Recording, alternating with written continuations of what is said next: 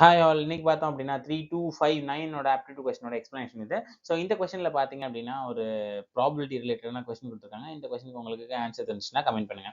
The box contain 8 eggs. Out of that, which 5 are rotten? The remaining eggs are not rotten. 2 eggs are selected at random. What is the probability of that one egg is rotten? அப்படின்னு கேட்டிருக்காங்க.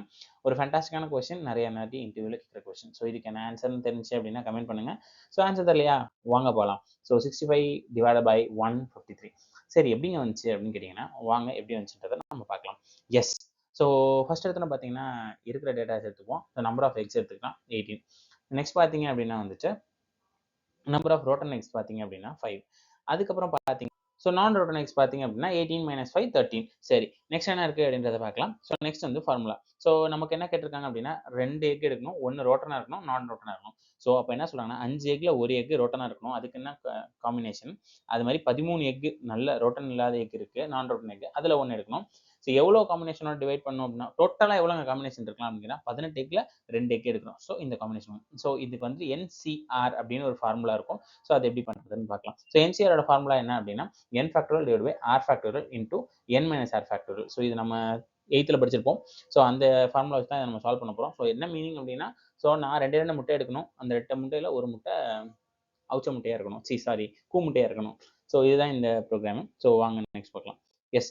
So இதில் என்ன பண்ணுறோம் அப்படின்னமோ இந்த ஃபேக்டோரியலில் போயிட்டு இந்த ஃபார்முலாவில் நம்மளோட பார்க்குறோம். ஃபஸ்ட்டு 5C1 போடுறோம்.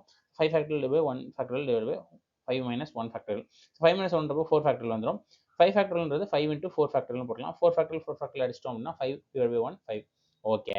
அடுத்து பார்த்தீங்கன்னா 13C1. எப்பவுமே C வந்துச்சுன்னா 13 தான் ஆன்சர் வரும். இருந்தாலும் நம்ம செக் பண்ணிக்கலாம். 13 factorial 1 factorial into 13 minus 1 12.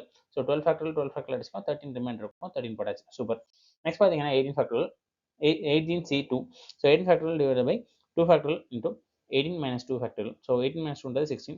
So 16 ஃபேக்டோரியல்னா இங்கே எப்படி பார்க்கணும் அப்படின்னா 18 into 17 into 16 ஃபேக்டோரியல். 16 அடிச்சுப்போம். ஸோ இந்த 2ஐயும் இந்த 18 அடிச்சோம்னா 9 வரும். 9 into 17 அப்படின்றது 153. ஓகே, இந்த 3 டேட்டாவும் கிடச்சிச்சு. ஸோ இப்போ நம்ம ஃபார்முலாவில் எக்ஸிக்யூட் பண்ணலாம். ஸோ என்ன பண்ணுறோம் அப்படின்னா 5 into 213 டிவைட் பை 153.